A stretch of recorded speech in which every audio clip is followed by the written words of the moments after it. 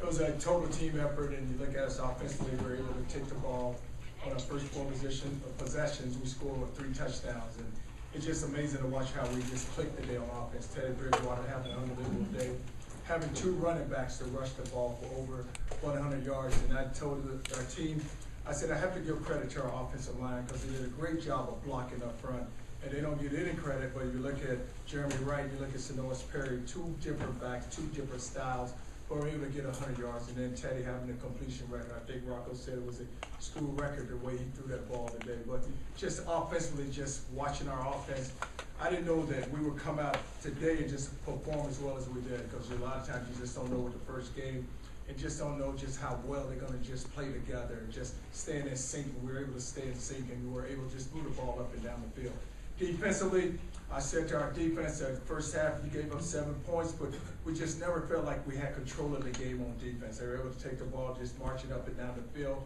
Wasn't able to get the pressure, but if you look at Kentucky, where they were smart, they were able to come with a 3-step game, get the ball out of the quarterback's hand quickly. We came with pressure, but we just didn't get the pressure. We were able to win the one-on-one battles when we did rush the passer, but we were able to keep them under 100 yards rushing. And he's always come back to just running a football. And that's what we're able to do today. If you can run that football, you have a chance to go win a lot of football games. Special teams-wise, it was good to see Wallace step up and hit a field goal. And then watch the punter, the young punter in Appleby go and punt the ball. But we just noticed we still have a ways to go. It's good to get that first game out of the way. We can sit down tomorrow, go through the corrections, and make sure that when our next game comes, that we're able to make sure that we don't make those same mistakes again. You need to keep that trophy in the trophy case. Keep that going stuff you. Well, anytime you play a rival game, you want to make sure that you go win the football game. That's what our whole focus was, go win the football game. And not only that game, we want to go win them all if we possibly can. But each day we know this is going to be one by one, and just to go and win it and win a game is big for us. Charlie, what was your thinking in lifting Bridgewater at the first one?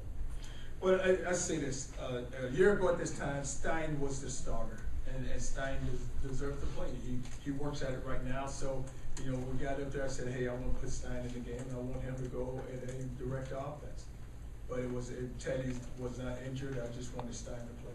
Charlie, a decisive win over an SEC team, what does it say about your guys' what you're doing right now? Well, I would still say this, it's just looking at our football team, we still have a ways, and we still need to improve, but go and beat a Southeastern Conference opponent because you're in the Big East and you don't really get the credit a lot of times, but just to watch a Big East team go and beat a Southeastern Conference team, it speaks volumes. So it was a feeling, you talked about, clicking on offense the way that you did. If Kentucky scores the drive that they fumbled, it's 32-21. Would you have put Teddy back in? Was the feeling that offense was going so well with Teddy that almost like, you could put him in at will and he would be able to produce? No, once I took Teddy out, I was going to leave Stein in the game, but we were able to go down and get the ball. They turned the ball over, so I guess I'd never be able to find that out. I'm at 39-21. But no, I wasn't. I was going to leave Stein in because he deserves to play. Last week you talked about special teams. Just talk about how they did perform besides Coach Carter's ability. Yeah, besides Carter getting that 15-yarder. If you watch, when Wallace kicked off the first 2 times, we were able to kick the ball out of the end zone. And then to start the second half, they ended up getting the onside kick. And we just said to them, hey, be ready for an onside kick. And I told, I think it was T. Floyd, he kicked it. I said, next time I have to just go run right through the guy and try to make the ball pop up. And then they tried to run the fake, and McGriff was able to get the guy on the ground. But it just overall, I thought our special teams performed pretty well. And you look at the kicker, we had one chance to make a field goal. Wallace stepped up there and banged it. Then we were able to get the 2-point conversion. And it was something we've been working on because Stein's a quarterback. And you look at outside, because was T's Marcus Smith. He's a big body, very athletic, has very soft hands. And we were even going to throw a fade to him or throw a slant where he was able to get inside and catch the slant. Do you operate with the running back, Charlie, the same way? You have Ryan Terry and both back there. Is that what the plan is now?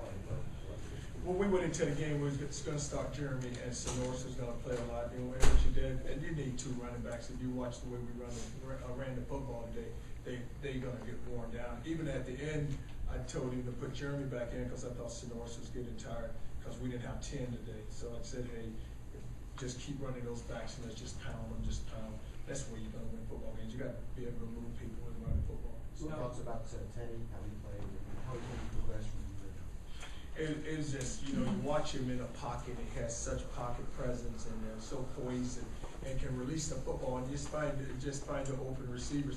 Even the one where they got the pressure and they took the ball, Eli Rogers was running down the field wide open and he saw him late and Jerry just if he throws it to him, it's a score there, but just, one thing about Ted is he studies the game, so he's able to get us in the right checks and make the throws. Has he progressed further than you thought he would maybe at this point, or is that on schedule? Oh, he has. I think because a year ago, I don't know if he really was locked in to just really want to be. He wanted to be the quarterback, but it's almost he didn't want to study the game and go be the quarterback. So now it's just a totally different ball game, and he studies and he's into it, and he's telling receivers, where to line up, and like one throw today, he missed Andrell, and I think he said to him, hey, Andrell, you didn't run the right route. I was coming to you right away, but he had to throw the ball backside to like Radcliffe. I think it was one of the catches that Radcliffe made, but you can see him on the field telling him, hey, run the right route.